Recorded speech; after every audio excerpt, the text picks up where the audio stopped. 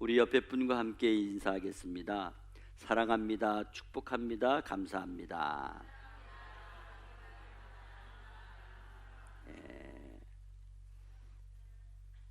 아직 안 끝나신 분 계시니까 한 번 더 해야 되는데, 이제 인사할 때 이렇게 인사하시기 바랍니다. 기도하면 됩니다. 시작.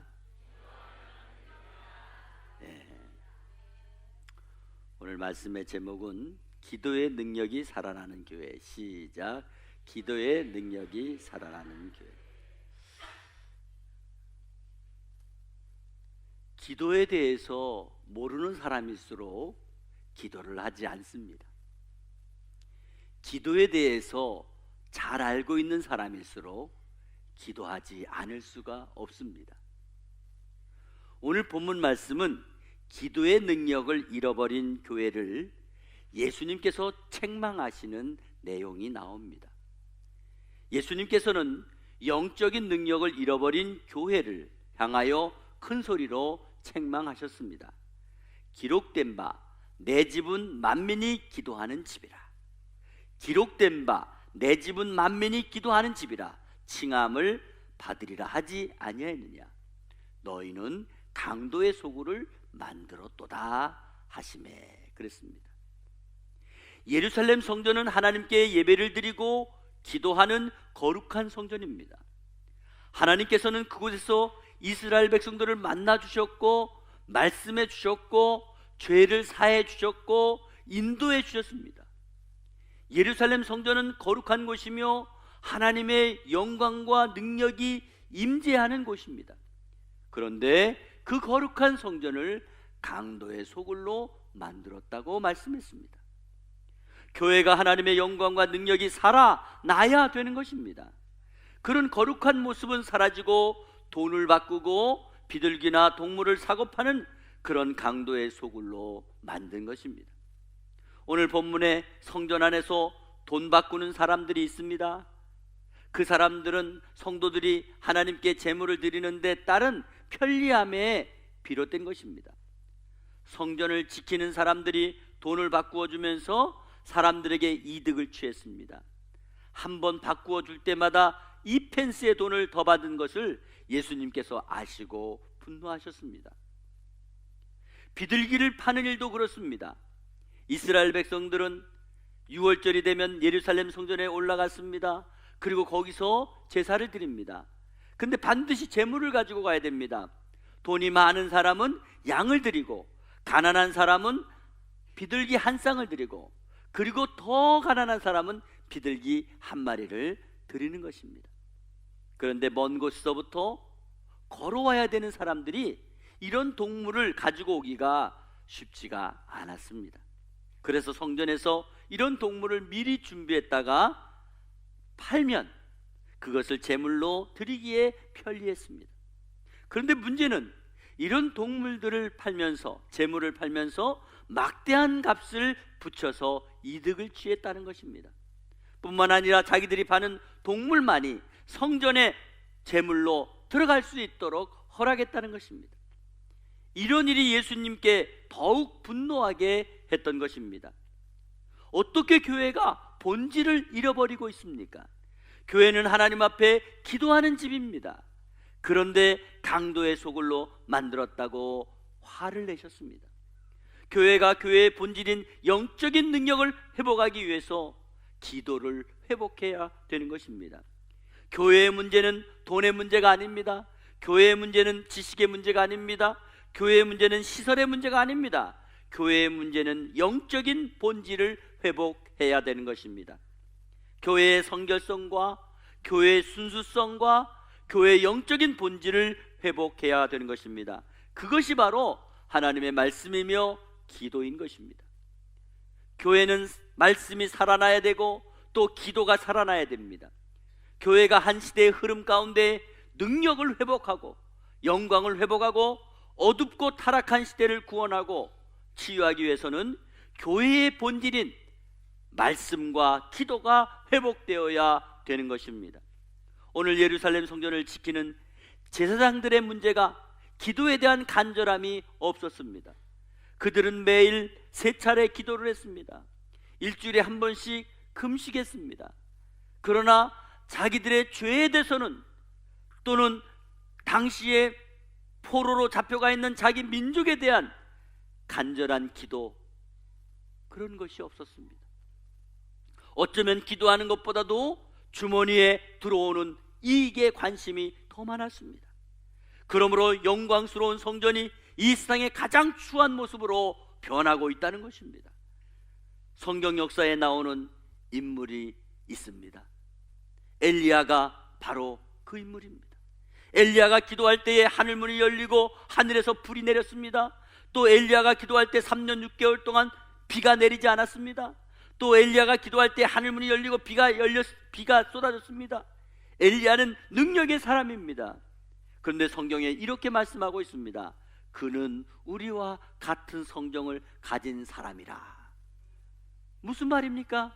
바로 엘리야는 우리와 똑같은 사람이라는 겁니다. 그러나 다른 것이 있다면 그는 기도의 능력을 보여준 사람이라는 것입니다. 엘리야는 3년 6개월 동안 그 땅에 비가 오지 않자 갈멜산에 올라가서 7번을 무릎 사이에 얼굴을 묻고 간절히 기도했습니다. 이 기도는 엘리야가 얼마나 간절하게 기도하는 기도의 능력자인가를 보여주는 것입니다. 그는 이스라엘 백성들을 위해 하나님께 간절하게 기도한 것입니다. 엘리야가 기도한 기도로 하늘이 열리고 닫혔습니다. 그렇다면 모세의 종 여호수아는 태양을 멈추게 했던 위대한 기도의 능력자입니다. 여호수아 10장에 보면 여호수아가 아모리 족속과 전쟁을 할 때에 아모리 족속이 도망을 하고 있습니다. 그때 여호수아는 시간이 다급했습니다. 태양이 지게 되면 아모리 군사들을 멸망시킬 수 없기 때문에 해가 넘어가기 전에 아모리 족속들을 다 멸망시켜야 하려고 그는 지는 태양을 향해 이렇게 선포했습니다. 태양아, 너는 기브온 위에 머무르라. 달아, 너도 아얄란 골짜기에서 그리할지어다. 여러분, 우리가 지구가 자전하면서 태양과 달은 그만이 다 제자리에 있지만 우리가 밤과 낮을 맞이하는 것 아닙니까? 그런데 여기 태양아 머물러 있고 달아 골짜기에 너도 그리할지라. 그때 태양이 머물렀고 달이 멈추었습니다. 여호수아가 하나님께 기도할 때 태양이 머물고 달이 멈추었습니다. 과학적으로도요, 그런 머물렀던 근거가 있다고 합니다. 여호수아의 능력은 쉬지 않고 하나님께 간절히 기도했던 것입니다. 출애굽기 33장 11절에 사람이 자기의 친구와 이야기함같이 여호와께서는 모세와 대면하여 말씀하시며 모세는 진으로 돌아오나 눈의 아들 여호수아는 회막을 떠나지 아니하니라. 무슨 말씀입니까? 오늘 모세가 하나님 앞에 기도하는데 마치 친구처럼 이렇게 대면해서 기도했다 그랬어요. 그런데 그렇게 기도했던 모세는 진으로 돌아왔지만 눈의 아들 여호수아는 회막을 떠나지 않았다는 거예요. 이스라엘 백성들이 하나님의 진노를 받았습니다. 그 존폐 위기에 빠져 있을 때 그때 모세는 이스라엘 백성들을 명령해가지고 다 회막에 모여서 하나님께 기도하라고 했습니다. 그러자 이스라엘 중에 경건한 사람들이 회막에 모여서 하나님께 기도했습니다. 그리고 그 기도가 끝났습니다. 다 돌아갔습니다. 모세도 돌아갔습니다. 그러나 사람들이 돌아간 후에 회막을 지키며 끝까지 남아서 기도한 사람이 있습니다. 그가 바로 여호수아입니다. 그는 모두 떠난 외로운 회막을 홀로 지키며 하나님 앞에 이스라엘 백성들을 위해 간절하게 기도했습니다. 이것이 바로 여호수아를 기도의 능력자로 태양을 멈추게 했던 사건의 배경인 것입니다. 한 사람의 기도의 능력이 결코 우연히 만들어진 것이 아니라는 것입니다. 한 교회의 뛰어난 능력이 결코 우연히 만들어지는 것이 아니라는 것입니다. 거기에는 자신을 드리는 기도의 열정이 있고 간절함이 있었고 그 간절한 기도가 기도의 능력을 만들고 그 기도가 능력 있는 교회를 만드는 줄 믿습니다. 그러면 어떻게 기도의 능력이 살아나는 교회가 될 수 있을까요? 어떻게 시대를 변화시키는 능력 있는 교회가 될 수 있을까요? 우리 교회와 성도들에게 기도의 능력이 나타나게 하려면 어떻게 해야 될까요? 세 가지로 말씀을 드립니다. 첫째로, 기도의 능력이 살아나려면 하나님의 뜻을 따라야 됩니다.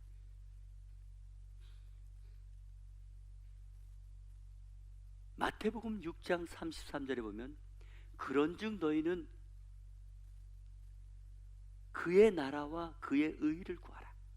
그리하면 이 모든 것을 너희에게 더하시리라 그랬습니다. 기도는 간절하게 하는 것도 중요하지만은 분명한 목적이 있어야 되는 것입니다. 그 목적이 뭐냐? 우리 기도의 중요한 것은 내가 간절히 기도해서 하나님의 뜻이 무엇인지 알아야 되는 것입니다. 여러분, 우리가 기도할 때 그러잖아요.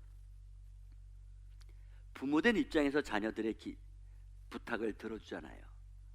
그런데 자녀들에게 맞지 않는 것도 다 들어줍니까? 아니잖아요.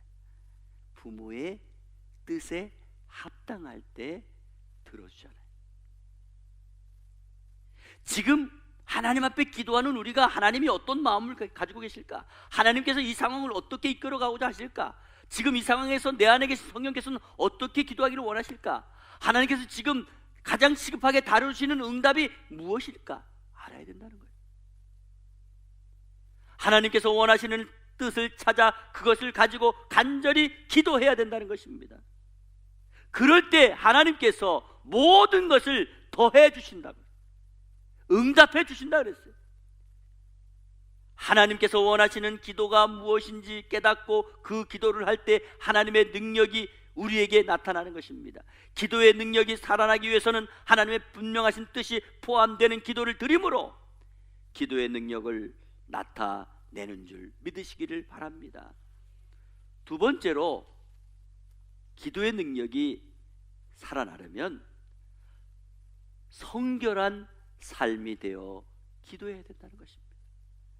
자, 위대한 능력을 가진 사람들의 기도는 언제나 의롭고 성결한 삶과 연결되어 있습니다. 기도를 통해서 거룩함으로 나가고, 기도를 통해서 성결함으로 나가고, 기도를 통해서 응답이 나타나는 것입니다. 삶이 성결하지 못하면 우리의 기도가 하늘나라에 하나님께 상달될 수 없는 것입니다. 이사야서 59장 1절에서 2절에 여호와의 손이 짧아 구원하지 못하심도 아니요 귀가 둔하여 듣지 못하심도 아니요 오직 너희 죄악이 너희와 너희 하나님 사이를 갈라 놓았고 너희 죄가 그의 얼굴을 가리어서 너희에게서 듣지 않으시게 함이니라. 여러분, 우리가 기도하는데 죄가 꽉 하나님과 우리 사이를 막고 있다는 거예요. 그렇기 때문에 그 죄를 회개해야 된다는 거예요. 그 죄를 회개하는 것이 바로 성결한 삶이 되는 거예요. 기도의 능력이 살아나려면 죄로부터 멀어져야 된다는 것입니다. 성결한 삶, 거룩한 삶이 필요하다는 것입니다. 세상을 즐기며 육체의 욕심을 따라서 안일하게 살아가는 사람에게는 절대로 능력 있는 기도가 살아날 수 없다는 것입니다. 1907년 1월 7일 평양 장대현 교회에서 집회가 있었습니다. 그 집회는 일주일 동안 아침, 저녁, 새벽, 아침, 저녁, 새벽, 아침, 저녁 이렇게. 그런데 일주일이 되었는데 큰 은혜를 받지 못하고 아무 기도의 능력도 나타나지 않는 거예요. 그런데 마지막 날 밤에 그 교회의 장로님이신 길선주 장로님이 일어나셨습니다. 그리고 자기의 죄를 그 성도들 앞에서 다 고백했습니다.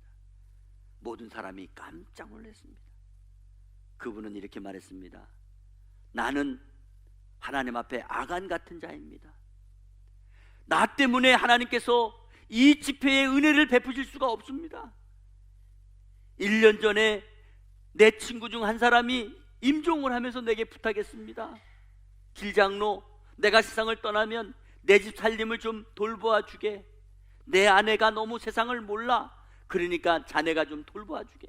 자네만 믿겠네. 그래서 염려 말라고 하고 약속을 했습니다. 그런데 그 친구가 세상을 떠난 뒤에 미망인의 재산을 관리해 주면서 내가 그 돈을 사취했습니다. 내가 내일 아침 그 돈을 전액 미망인에게 돌려드리겠습니다. 자기의 죄를 회개하고 고백하는 길장로님의 눈에서는 눈물이 펑펑 하염없이 쏟아졌습니다. 그러자 그토록 여러 날 동안 매섭게 짓누르고 있던 어둠의 장벽 같은 그 상황이 순식간에 무너지면서 거룩하신 성령의 임재가 그 교회 안에 밀려오기 시작하면서 장대현 교회에서 폭발적인 회개 운동이 일어났습니다.